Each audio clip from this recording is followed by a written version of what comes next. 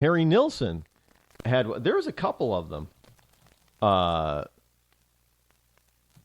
that were sung that were very sad love songs. And Harry Nilsson, he's the one that that sang the song, everybody's talking about everybody's talking about me. But he wrote some rather sad love songs. And not just him, but others. There was Cat Stevens had a sad one, and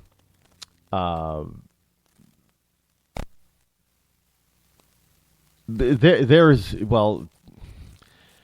it's hard to talk about some of these because because there are so many artists that had sad love songs.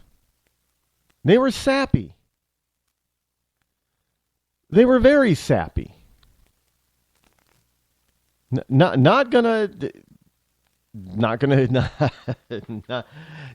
deny that they were sappy, and this is one of those sappy songs, I guess you could say.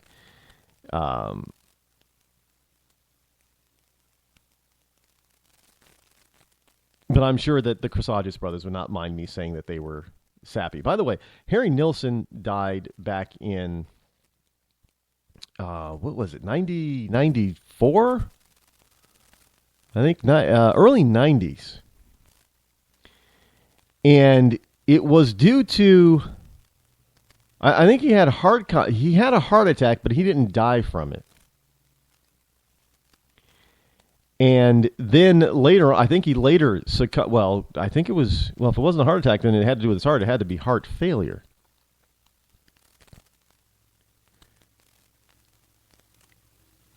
Well, I mean, that's what would have had to happen to him. But anyway, so that's the Chrisagis Brothers, Only Always. Great stuff. Not sad, but sappy. And there have been other sad loves or sad songs out there. Maybe not what we consider to be love songs. And it seems to me that a lot of them came out of the 70s. Now, the 70s was a very mellow period. It was something. You could say it was a backlash or direct result to the very turbulent 60s. And the turbulent 60s came about because we had the very, fun. The 50s was a dichotomy. You had the communist scare. Everybody was running around being scared of the communists, and the pinko-fascist communists and all that kind of stuff, and everybody being blacklisted or blackballed for being a communist, even when they may not have been. Tony Randall from The Odd Couple was once blackballed as being a communist, but I don't think he was ever a communist. The McCarthy era. But at the same time, you had the younger people that were just out there trying to have a ball, probably because they thought the bomb was going to drop at any moment. So you got the rock and sock hop stuff going on, and the 50s were just bouncing, bubbling. We got the creation of rock becoming big and rock and roll becoming big and popular. And it was just a fun time. Then we get right into the 60s, which is all hell breaks loose in the 60s. Vietnam War and other stuff, and it just becomes. And we lose some of the world, not just our country, but some of the world's most important and prominent leaders. We lose them in the 60s through assassination, and it was just an incredible time period. It was so chaotic. And so after having all of that rambunctious fun along with that over-the-top fear, we get into this totally complete, unsettled, turbulent 60s time. The country needs a rest. We get it in the 70s.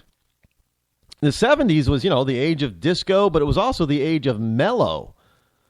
I don't, we get Barry Manilow and Barbra Streisand is real huge in the 70s, and then we get the Bee Gees, and we got people like Harry Nilsson, and and Cat Stevens and all these more likable, danceable, and or mellow people. It's almost like we went into a depression, and the only time we came out of the depression is when we were, watching Saturday Night Fever and getting into the disco era with the polyester suits. Well, that's what we got. We needed that break as a nation. We needed that mellowing time after what we just went through the previous 20 or so years. We needed to mellow out. And that prepared us for the raving 80s. I mean, the 80s, as far as people's incomes and that's where the yuppies were born in the 80s. And by the way, the yuppies were the baby boomers. They were the flower children of the 60s that were all angry and hyped up on drugs and then mellowed out in the 70s and then finally grew up in the 80s and they became the yuppies. But the yuppies, they didn't learn from their own mistakes, and they started having children.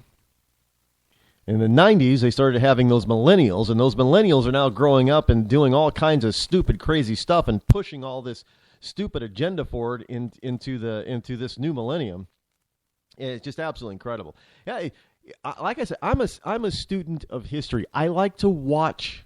Well, I like to learn about history, and I like to watch people, and I see patterns. In the Roaring '20s, everything was just, World War I, the war to end all wars. Everybody was happy, hunky-dory. And then all of a sudden, somebody puts the kibosh in everything and says, oh, no. We're going to have fun without alcohol. Well, that gave rise to the what? To the gangster. And today we kind of romanticize the old gangster of the 20s and 30s. But it's kind of interesting. You start saying that you can't have legal alcohol in the 20s, and you run into the Great Depression of the 30s. Is there a correlation there? Some people say it's just a coinkadink. I don't think so. But you go through the 30s with this depression. The gangsters become celebrities, basically. Yeah, everybody wants them caught. Everybody wants them punished. But at the same time, they kind of cheer them on. And today we romanticize those guys. I mean, we make movie after movie after movie, either about their lives or based on their lives. And it's just absolutely incredible what happened in the 30s. You go from the Roaring '20s to the gangster depression of the 30s, and then the war decade of the 40s. Everything was about war. And we've even romanticized World War II. I mean, I remember watching an episode of Designing Women.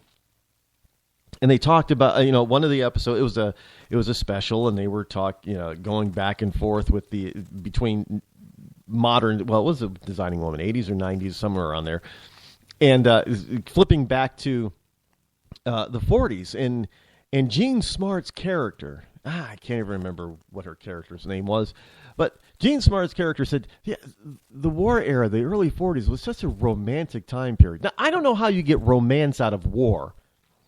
When your boyfriend, husband, fiance, or potential boyfriend is being shipped off to war and he may never come back, what is so romantic about that? But we've romanticized it. But it was another heavy time period.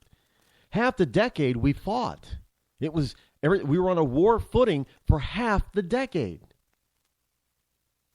Think about that. We were in the Great Depression in the 30s. 1940 and 41, 39 actually was when it starts, but really it comes to pass in 1940, and we get dragged into it in 1941, is nothing but World War. Until 45, when we finally ended with the Japanese. Well, we're still on a war footing for at least a year after that, and then we have reconstruction of Germany and Japan. So we're on this war footing for nearly a decade in the 40s. It was dominated by World War II. And out of World War II comes our clash with communism and the Soviet Union, who were our quote-unquote allies. Remember the Saudis? Saudis aren't our friends? Well, the Soviets of the Soviet Union were not our friends either. But they were also the enemy of the Nazis. And like I said, the enemy of my enemy is my friend. Now, our enemy is Iran. Well, the Saudis' enemy is Iran too. Now, I guarantee you, if it was the other, if our enemy was the Saudi Arabians, we would be friends right now with Iran. But we didn't construe the Saudis as being a real enemy of the United States, even though they really are. But we didn't construe them as being that way. But ever since the Shah was deposed in 1979, Iran became enemy number one in the Middle East for us. The Saudis have since then as well not liked Iran. So the enemy of my enemy is my friend. The Soviet Union, World War II, the enemy of my enemy is my friend. But after we both sides, after the Allies, which was the United States, Great Britain, and the Soviet Union, after we defeated Nazism, well, now our differences come back to light. And the United States and Great Britain on the side of freedom and democracy and republics was diametrically opposed to what Stalin and everybody else wanted for the Soviet Union. And there was a wall that was built there. They became our enemy. And they were so determined, that they were never going to go through this again. Never, ever, ever, ever, ever. That they walled off their country and they took over certain countries like Poland and East Germany. Well, they split Germany in half. East Germany and Czechoslovakia and all those places, and they made this like a fortress or wall of countries around the Soviet Union so they could not be invaded again so easily. And they wanted to spread that message and move forward farther and farther into Western Europe, but they were stopped by the Allies. But it came to a head in the 50s and early 60s. The 50s was this, oh my goodness, we have all these communists in this country. We can't have communists running around in the United States. So they went and did all this stuff to try to root out communists and communism in the USA, which was really kind of stupid. But we were afraid because we were the first ones and only ones to ever drop a nuclear bomb in anger. Well, the Soviet Union thought, well, there is no way in hell that the United States is going to be the only country, especially our enemy, that's going to be the only one with the A bomb or the H bomb, hydrogen bomb. So they started testing and they got the H bomb. And then, now the arms race is on. And everybody just knew that the Soviet Union at some point was going to launch a nuclear attack on the United States because we were so hated by them. And so that's where you got into the 50s, where everybody started building bomb shelters and you had all this other stuff. But at the same time, the kids of that era, they wanted to have fun because, hey, maybe this is going to be our last night on Earth. We never know. But I just love looking at history, learning from it, seeing what all of that stuff was about, and then seeing all this stuff come right back into reality, out of the past and into the present. People think that this is something totally different. It's not different. Nations before us have gone through what we're going through right now. Now, we know that some nations have handled it rightly and survived. Some nations did not handle it rightly, and they were obliterated. So we've got a choice to make here. Are we going to look back and learn from history from the mistakes of those that did not make it, as well as learn from those that did make it, and choose the path of those that did make it? Or are we going to be one of those nations of history that failed because we took the wrong road? What we're going through today is not new to humanity. It's new to us, but it's not new to humanity. That's where history comes into play, folks.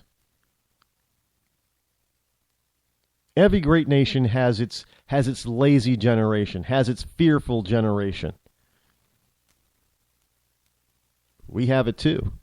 The difference is great nations that survived, they didn't allow fear to dictate their policy going forward, which is why they survived. We've got that choice.